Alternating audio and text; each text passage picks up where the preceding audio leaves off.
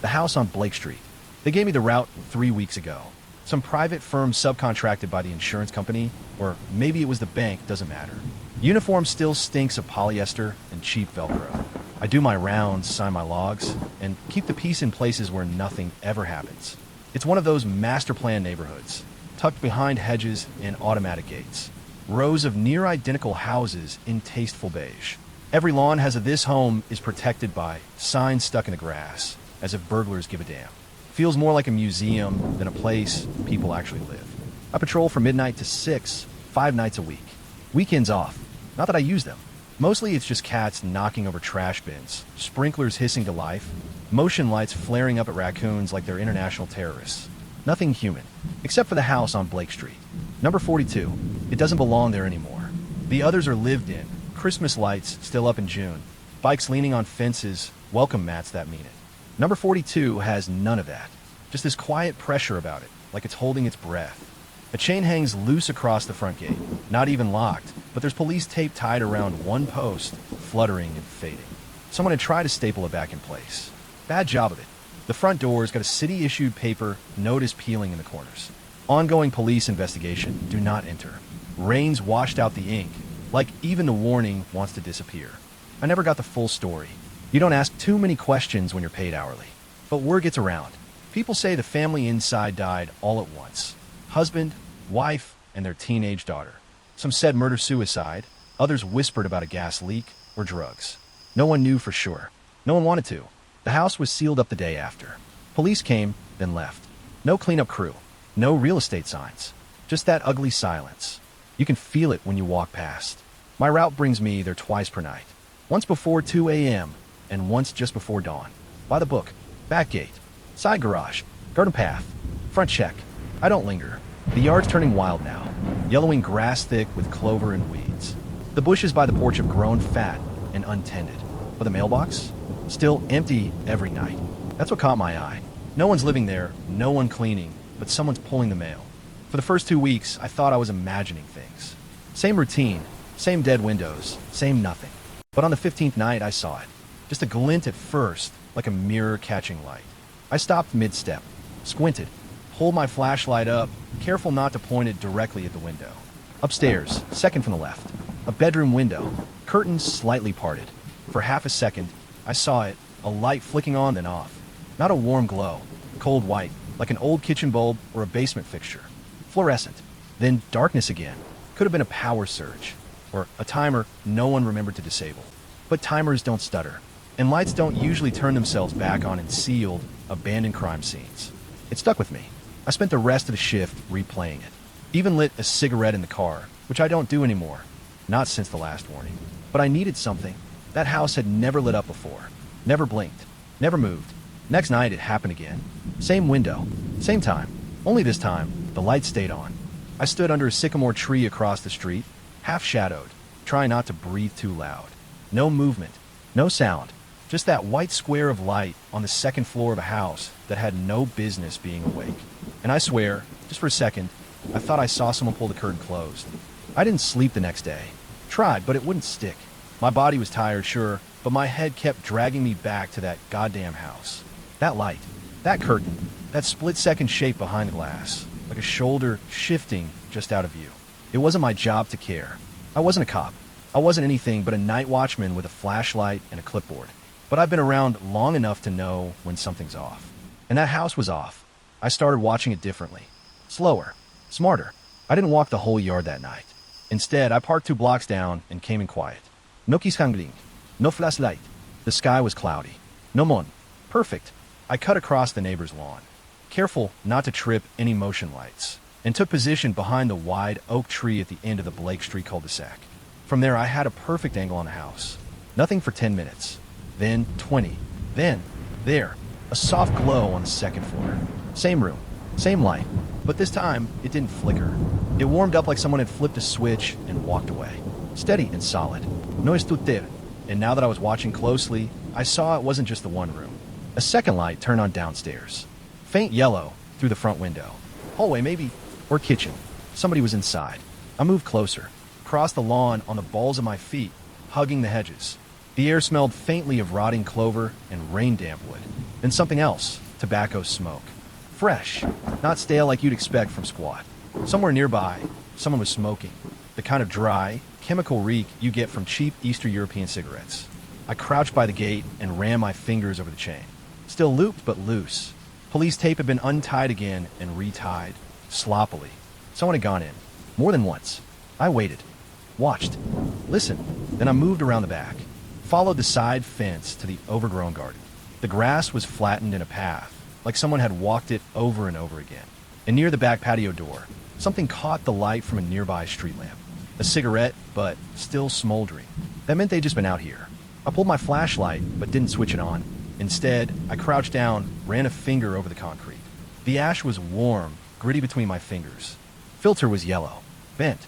Someone had been standing right here, watching me, probably the night before. The sliding glass door had a cheap padlock, snapped through the handle. I gave it a light tug. It came off in my hand. No force, no break. Just set in place like someone wanted it to look locked. I stared through the glass. Couldn't see anything but my own shadow. I thought about going in. Thought about calling it in. And I thought about how little anyone would care. The cops? They'd log it, maybe send someone out next week. Dispatch? They'd just tell me to make a note and move along. So I moved along. For now. But I marked the spot. I wasn't done with that house. I started adjusting my patrol times. Not on paper. On paper, I was still clearing Blakestreet twice a night, right on schedule. But in practice, I was circling back more often, parking further away, walking slower, watching longer. The house had teeth. It was just bearing them slow.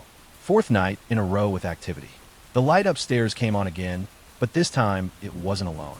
I saw a flashlight beam, small, handheld, moving across the living room wall like someone was pacing.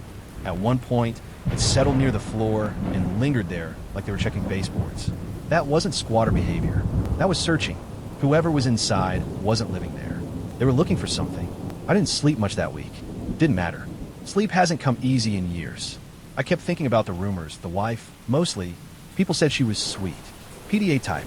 But I remembered her face now from the paper. Not soft. Sharp jaw, sharper eyes. Something about her had looked off. The whispers started to make more sense. She'd been seen meeting strange cars late at night. Neighbors assumed it was an affair. Now I wasn't so sure. Maybe she was into something darker. Something that didn't end with family photos on the fridge. The seventh night, I checked the mailbox again. I've been checking every shift, casually, just to see. That night there was a flyer, crumpled up, stuffed deep down. Like someone didn't want it seen. I pulled it out. It was a plumbing ad, local. Harmless. But the back was smeared with something dark, grease, maybe, or motor oil. Smelled chemical, not organic. I bent down and saw it. A single boot print in the dirt beneath the box. Not deep, but fresh enough. Wide tread, narrow heel. Someone had stood there recently. Definitely not the same pattern as my work boots. I followed the garden path around to the garage. The side door was shut. No lights. But a faint click behind it sent my pulse up. I stepped back into the shadow of the hedge and waited. 10 seconds. 20. Silence. Then a thud. Soft. Dull. Inside the house. That's when I decided to talk to someone. I stopped at a cafe the next morning after shift. The kind that opens at 5:30, full of truckers and drunks coming down off bad nights.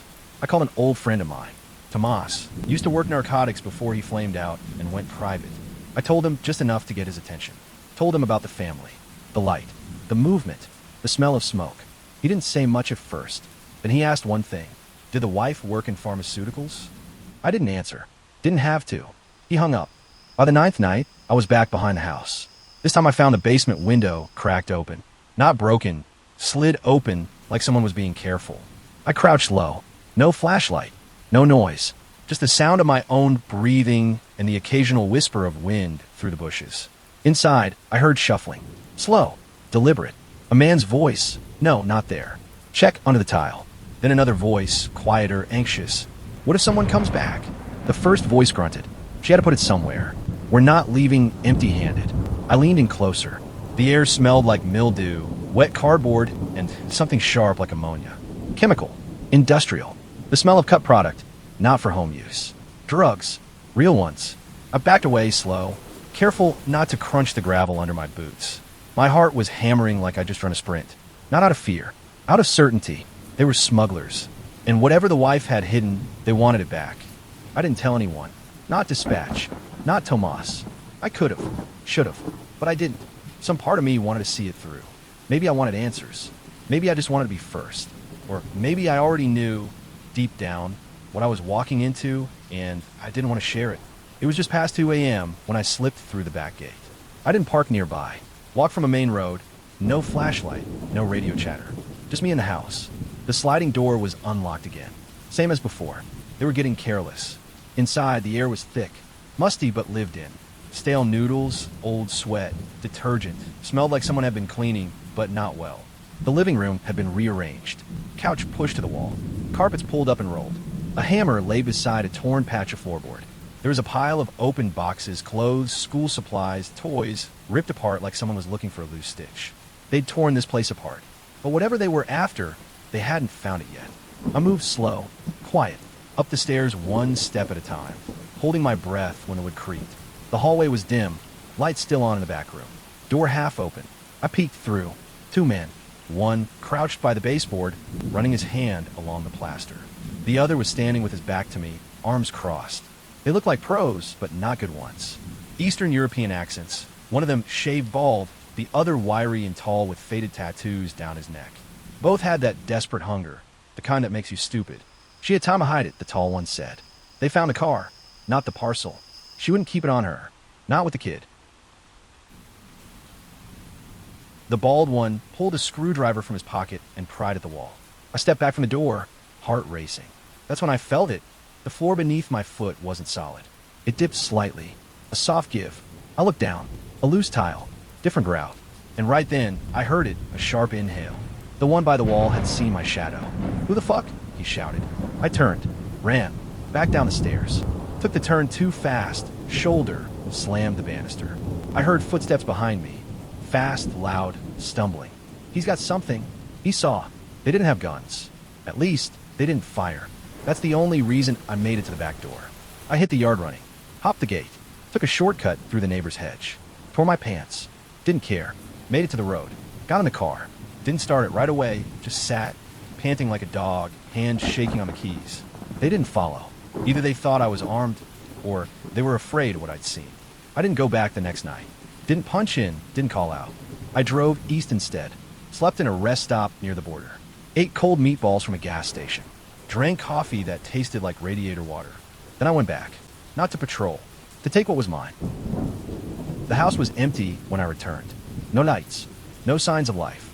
But the living room still had the couch pushed back and the floorboards exposed. The cops hadn't been by. No tape. No cleanup. I knew where to look. The loose tile under the hallway closet. Hidden, subtle, but with just enough give. I pried it up with my keys. Beneath, it was a shallow gap between foundation slabs. Inside, a vacuum-sealed brick tightly wrapped in silver foil. And a small black pouch. Heavy, velvety, soft to the touch. I opened it. Gold. Rings. Necklaces. One thick chain with a diamond-studded locket, still stained with what looked like old blood. The woman hadn't just been dealing. She'd been holding on to something. Insurance? Or leverage? Didn't matter now. I wrapped it all in a rag from the kitchen and left through the back. Didn't look back. Didn't say a word. I didn't sleep that night. I laid it all out on a motel bed. I decided I needed to get out of town and went to Germany. Not that far away, but still not a close. I looked around. I hated this place. Ugly floral sheets, buzzing fridge in the corner. No TV, just the pouch and the bricks sitting side by side like two very different promises. The gold glinted under the overhead light. Real. Heavy. The kind of stuff people kill for. Probably already had. The brick didn't say anything. No label. No markings. Just tightly sealed foil, corners folded sharp. Compressed like it came off a factory line. Drugs, yeah, but not street garbage. This was clean. High grade. European. You could tell by the way it didn't smell like anything. Real poison doesn't smell. It just waits. I sat on the edge of the bed and smoked the last cigarette in my pack, watching the smoke twist above the locket. Bloodstain still visible. Old, but stubborn. And I thought, what the hell do I do with this? I could pawn the gold. Easy. It had weight, resale, no serial numbers. The drugs? That was different. I could sell them. Quick cash. Risky. Stupid. I could flush them. Pretend none of this ever happened. Or I could keep them. Bury them. Hold on to the option. It wasn't about morality. I passed that exit miles ago. It was about risk. Timing. Control. One hand held danger. The other held leverage. And for once in my life, I had both. The pawn shop didn't ask questions. Tucked in the back corner of a cracked brick alley near the Dresden train station, it smelled like burned wires and stale floor polish. The man behind the counter had a cigarette tucked behind his ear and an old Glock under the register. I didn't need to look to know it was there. Places like that all have the same furniture. When I handed him the bag, he didn't blink. He opened it slowly, fingers practiced, like he'd done this 1,000 times. Probably had. He held up the gold chain with the locket, clicked it open. Didn't react to the rust-colored stain inside. Just gave it a small nod, turned to his scale, and started weighing without a word. Family heirlooms? He mumbled. Divorce, I said. He didn't care if it was true. I didn't care if he believed me. We had a silent agreement. His silence cost me 1,400 euros less than it should have, but I considered that the price of untraceable cash. Afterward, I walked through the city for a while. Didn't buy anything. Didn't drink. Just drifted. I stopped at a small cafe overlooking the Elbe River. Sat by the window. Let the sun hit my face. For a minute, I tried to feel something. Nothing came. No fear. No guilt. No thrill, either. Just quiet. I buried the drugs 2 days later. Found an old, half-rotten shed on my cousin's overgrown property. He died in 2019, and no one had touched the land since. The roof sagged in the middle, and the door leaned on one hinge like a drunk. I cleared a corner under the workbench, pried up a few boards, and dug. 2 feet down, I planted the brick, sealed tight in a double layer of plastic and duct tape. Wrapped it in oilcloth for good measure. Covered it with dirt, then garbage. Nobody was going to stumble onto that by accident. I told myself it was insurance. A last resort. Something to hold on to when the world finally ran out of favors. When I came back to work, no one said a thing. No one noticed I'd been gone. Not dispatch. Not the company. Hell, I wasn't even sure the neighborhood had missed me. I just clocked back in like I'd never left and kept walking the beat like I always had. Only difference was now I carried a little more in my pockets and a little less in my conscience. The house on Blakestreet looked the same. Taped up. Sealed. Dead again. Sometimes I stood in front of it for a few minutes longer than I needed to. Pretended I was checking the gate. Flicked my flashlight across the windows. The cops had never come back. The men who were searching had vanished. Whatever they'd been hoping to find, I had it now. Or maybe just part of it. Maybe there was more hidden under that floor. Maybe not. Didn't matter. I got mine. It's funny in a way. I used to think I was the last honest man on my shift. Other guards stole time, stole copper, stole favors. I just smoked cigarettes and looked the other way. But I think that house changed something in me. Or maybe it just showed me who I already was. Now, I walk past Blakestreet like it's any other stop. Sometimes the porch light flickers. Sometimes the wind slaps the loose shutter against the wall and makes me flinch. Sometimes I wonder if someone's watching me through the curtains. Someone just like me, waiting for their own excuse. I protect this neighborhood, I say out loud some nights just to hear the sound of it. Hell, I improved it, and no one argues, because no one's listening. 3 years. That's how long it held. 3 years since I pawned the gold in Dresden and buried the drugs under a dead man's shed. 3 years of silence, routine, and occasional nightmares I'd never admit to having. I still do security. Different firm, different city. More cameras now. Less walking. Fewer questions. Nobody remembers Blakestreet. Hell, half the houses there have new families now. I looked it up once. The place sold under a different address, like they were trying to erase the whole thing. I never touched the stash. Not once. Didn't sell it. Didn't move it. I told myself I was being smart. Careful. Patient. But deep down, I know the truth. I kept it because I liked having it. It made me feel like I'd won something. Last week, I got a letter. No return address. Plain envelope. Hand-delivered to the office. Not mailed. Inside, a single sentence on cheap printer paper. You still have what belongs to her. No name. No signature. But they knew. They knew I didn't burn it. They knew I didn't sell it. And they weren't done. Last night, someone knocked at my door at 2:14 a.m. 3 sharp raps. No voice. No second try. I didn't answer. Didn't breathe. Just sat in the dark, staring at the door, hand on the drawer where I keep the Glock I swore I'd never use again. The knock never came again, but I knew what it meant. It's been 3 years. I thought I was clear. I thought silence was protection. Turns out silence is just the part before the noise. This has been a story written by Kim Stahl. Copyright 2025. Thanks for listening, and do remember to subscribe.